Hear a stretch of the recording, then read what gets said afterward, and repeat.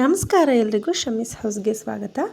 ಹೊರಗೆ ನಾವು ಬಜ್ಜಿ ತೊಗೊಂಡು ಬಂದರೆ ಎಷ್ಟು ಕ್ರಿಸ್ಪಿಯಾಗಿರುತ್ತಲ್ವ, ಅದೇ ರೀತಿ ನಾವು ಮನೇಲೆ ತುಂಬಾ ಗರ್ಗರಿಯಾಗಿ ಬಜ್ಜಿನ ಮಾಡ್ಕೋಬೋದು. ನಾನು ತೋರಿಸೋ ವಿಧಾನದಲ್ಲಿ ಮಾಡಿ ನೋಡಿ, 100% ಗರ್ಗರಿಯಾಗಿ ಬರುತ್ತೆ. ಹಾಗಾದರೆ ತಡೆ ಯಾಕೆ, ಶುರು ಮಾಡೋಣ. ನೋಡಿ, ಇವಾಗ ಅದಕ್ಕೆ ನಾನಿಲ್ಲಿ ಮೆಣಸಿನ್ಕಾಯಿ ಬಜ್ಜಿನ ಈ ಥರ ತೊಗೊಂಡಿದ್ದೀನಿ. ಇದನ್ನು ಇವಾಗ ಮಧ್ಯಕ್ಕೆ ನೋಡಿ ನಾವು ಈ ಥರ ಕಟ್ ಮಾಡ್ಕೊಳ್ಳೋಣ. ಕಟ್ ಮಾಡಿ ಅದರದ್ದು ಬೀಜನೆಲ್ಲ ತೆಗೆದುಬಿಡೋಣ. ಒಂದೊಂದು ತುಂಬಾ ಖಾರ ಇರುತ್ತೆ, ಬೀಜೆಲ್ಲ ತೆಗೆದುಬಿಟ್ಟು ಮಾಡಿದ್ರೆ ತುಂಬಾ ರುಚಿಯಾಗಿರುತ್ತೆ. ಯಾರೆಲ್ಲ ನನ್ನ ಚಾನಲ್ ನೋಡ್ತಾ ಇದ್ದೀರಾ ಪ್ಲೀಸ್ ಸಬ್ಸ್ಕ್ರೈಬ್ ಮಾಡ್ಕೊಳ್ಳಿ. ಯಾರೆಲ್ಲ ಸಬ್ಸ್ಕ್ರೈಬ್ ಮಾಡಿದ್ದೀರಾ thank you so much. Please support ಮಾಡಿ. ಈಗ ನೋಡಿ, ಈ ಥರ ಇದ್ರದ್ದು ಬೀಜನೆಲ್ಲ ಎಲ್ಲದನ್ನು ತೆಗೆದುಬಿಟ್ಟು ಕ್ಲೀನಾಗಿ ಇದನ್ನ ತೊಳ್ಕೊಳ್ಳೋಣವಾ. ಇವಾಗ ನೋಡಿ, ಎಲ್ಲನೂ ಬೀಜ ಎಲ್ಲ ತೆಗೆದು ಕ್ಲೀನಾಗಿ ತೊಳೆದಿಟ್ಕೊಂಡಿದ್ದೀನಿ. ಇವಾಗ ಕಡಲೆ ಹಿಟ್ಟು ರೆಡಿ ಮಾಡೋಷ್ಟರೊಳಗೆ ನೋಡಿ, ಇದಕ್ಕೆ ಒಂದು ಸ್ವಲ್ಪ ನೀರು ಹಾಕಿಬಿಟ್ಟು 1 ಸ್ಪೂನಷ್ಟು ಉಪ್ಪು ಹಾಕ್ಕೊಳ್ಳೋಣ. ಆವಾಗ ಚೆನ್ನಾಗಿ ಉಪ್ಪು ಹಿಡಿಯುತ್ತೆ ಮೆಣಸಿನ್ಕಾಯಿ.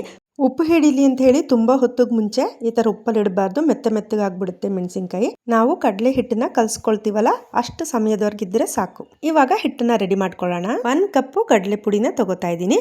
ಆಮೇಲೆ ಇವಾಗ ಇದಕ್ಕೆ ಅದೇ ಕಪ್ಪಲ್ಲಿ 1/4 ಕಪ್ಪು ಮೈದಾ ಪುಡಿ ತಗೋತಾ ಇದ್ದೀನಿ. ಯಾವ್ದಾದ್ರು ಒಂದು ಕಪ್ ಇಟ್ಕೊಳ್ಳಿ, ಅದೇ ಮೆಜರಲ್ಲಿ ಹಾಕಿ. ನೋಡಿ, ಇವಾಗ ಇಷ್ಟಕ್ಕೆ 1 ಸ್ಪೂನು ಅಕ್ಕಿ ಪುಡಿನ ಹಾಕ್ತಾ ಇದ್ದೀನಿ. ಅಕ್ಕಿ ಪುಡಿ ಹಾಕಿದ್ರೆ ಗರ್ಗರಿಯಾಗಿ ಬರುತ್ತೆ. ಒಂದು ಚಿಟಿಕೆ ಸೋಡಾ ಪುಡಿ ಮತ್ತು ಅದಕ್ಕೆ ಎಷ್ಟು ಬೇಕು ಅಂತ ನೋಡಿಕೊಂಡು ಒಂದು ಅರ್ಧ ಸ್ಪೂನು ಉಪ್ಪು ಹಾಕ್ಕೊಳ್ಳೋಣ. ಆಮೇಲೆ ಒಂದು ಚಿಟಿಕೆ ಅರಿಶಿನ ಪುಡಿ, ಇಷ್ಟನ್ನು ಹಾಕಿಬಿಟ್ಟು ಒಂದು 2-3 ಸ್ಪೂನು ಎಣ್ಣೆ ಹಾಕ್ಕೊಳ್ಳೋಣ. ಈ ಥರ ಮಾಡೋದ್ರಿಂದ ತುಂಬಾ ಗರ್ಗರಿಯಾಗಿ ಬರುತ್ತೆ. ಹಾಕ್ಬಿಟ್ಟು ನೋಡಿ, ಈ ಥರ ಫಸ್ಟ್ ಪುಡಿನ ಮಾತ್ರ ಈ ಥರ ಚೆನ್ನಾಗಿ ಮಿಕ್ಸ್ ಮಾಡ್ಕೊಳ್ಳೋಣ. ಎಣ್ಣೆ ಮತ್ತು ಪುಡಿ ಎಲ್ಲ ಮಿಕ್ಸ್ ಆಗಬೇಕು. ಈ ಥರ ಚೆನ್ನಾಗಿ ಮಿಕ್ಸ್ ಮಾಡಾದಮೇಲೆ ನೀರು ಹಾಕ್ಕೊಂಡು ನೋಡಿ ಈ ಥರ ಕಲಿಸ್ಕೋಬೇಕು. ಹಿಟ್ಟು ಜಾಸ್ತಿ ಗಟ್ಟಿನೂ ಆಗಬಾರ್ದು, ಜಾಸ್ತಿ ತೆಳುನೂ ಆಗಬಾರ್ದು. ಆ ಹದದಲ್ಲಿ ನಾವು ಇದನ್ನು ಕಲಿಸ್ಕೋಬೇಕು. ನೋಡಿ, ಇವಾಗ ಸ್ವಲ್ಪ ಗಟ್ಟಿಯಾಗಿದೆ. ಇನ್ನೊಂದು ಸ್ವಲ್ಪ ನೀರು ಹಾಕ್ಕೊಂಡು ಕಲಿಸ್ಕೊತಾ ಇದ್ದೀನಿ. ನೀವು ಹಿಟ್ಟು ಸರಿಯಾಗಿ ಕಲಿಸ್ಲಿಲ್ಲ ಅಂದರೆ ಬಜ್ಜಿ ಚೆನ್ನಾಗಿ ಬರಲ್ಲ. ಸ್ವಲ್ಪ ಈ ಥರ ಕಲಿಸ್ಬಿಟ್ಟು ಹಾಗೆ ಹಾಕಿಬಿಟ್ರೆ ಬಜ್ಜಿ ಉಬ್ಬಿ ಬರಲ್ಲ. ನೋಡಿ, ಈ ಥರ ಚೆನ್ನಾಗಿ ಕಲಿಸ್ಕೋಬೇಕು. ನೋಡಿ, ಗಂಟೇನೂ ಇಲ್ಲದೆ ನೋಡಿ ಎಷ್ಟು ಚೆನ್ನಾಗಿ ಸಾಫ್ಟಾಗಿದೆ ಹಿಟ್ಟು. ಇವಾಗ ಇದಕ್ಕೆ ನಾನು ಕರ್ಬೇವಿನ ಸೊಪ್ಪನ್ನ ಚಿಕ್ಕದಾಗಿ ಕಟ್ ಮಾಡಿ ಹಾಕೋತಾ ಇದ್ದೀನಿ. ಕರ್ಬೇವಿನ ಸೊಪ್ಪು ಹಾಕೋದ್ರಿಂದ ತುಂಬಾ ರುಚಿಯಾಗುತ್ತೆ. ಈ ಥರ ಹಾಕಿಬಿಟ್ಟು ಅದನ್ನ ಜಸ್ಟ್ ಮಿಕ್ಸ್ ಮಾಡ್ಕೊಳ್ಳಿ. ಈಗ ಸ್ಟವ್ ಮೇಲೆ ಎಣ್ಣೆ ಬಿಸಿ ಆಗ್ಲಿಕ್ಕೆ ಇಟ್ಟಿದ್ದೀನಿ. ಇವಾಗ ಮೆಣಸಿನ್ಕಾಯಿನ ಈ ಥರ ಹಿಟ್ಟಲ್ಲಿ ಅದ್ಬಿಟ್ಟು ನೋಡಿ ಇವಾಗ ಹಾಕೋತಾ ಇದ್ದೀನಿ. ಎಣ್ಣೆ ಸ್ವಲ್ಪ ಚೆನ್ನಾಗಿ ಬಿಸಿಯಾಗಿರಬೇಕು. ಎಣ್ಣೆ ಬಿಸಿಯಾಗಿಲ್ಲ ಅಂದರೂ ಕೂಡ ಅದು ಚೆನ್ನಾಗಿ ಬರಲ್ಲ. ಎಣ್ಣೆ ಚೆನ್ನಾಗಿ ಬಿಸಿಯಾಗಿದ್ದರೆ ಬಜ್ಜಿ ತುಂಬಾ ಚೆನ್ನಾಗಿ ಬರುತ್ತೆ, ಮೇಲೆ ತುಂಬಾ ಗರ್ಗರಿಯಾಗಿರುತ್ತೆ. ಇದು ಟೀಗೆ, ಕಾಫಿಗೆ, ಸಾಯಂಕಾಲ ಸ್ನ್ಯಾಕ್ಸ್ಗಂತೂ ತುಂಬಾ ಚೆನ್ನಾಗಿರುತ್ತೆ ತಿನ್ನೋಕ್ಕೆ.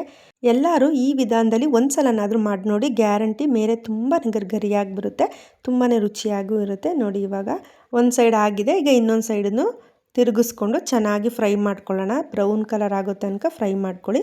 ನೋಡಿ, ಇವಾಗ ಇದು ರೆಡಿಯಾಗಿದೆ, ಚೆನ್ನಾಗಿ ಕ್ರಿಸ್ಪಿಯಾಗಿದೆ. ಕಲರ್ ನೋಡಿ ಬ್ರೌನ್ ಕಲರ್ ಆಗಿದೆ. ನೋಡಿ, ಇವಾಗ ಇದು ರೆಡಿ ಆಯಿತು. ಇವಾಗ ಇದೇ ಥರ ಬಾಕಿ ಇರೋ ಬಜ್ಜಿಗಳನ್ನೂ ಕೂಡ ನಾನಿಲ್ಲಿ ಫ್ರೈ ಮಾಡ್ಕೋತಾ ಇದ್ದೀನಿ.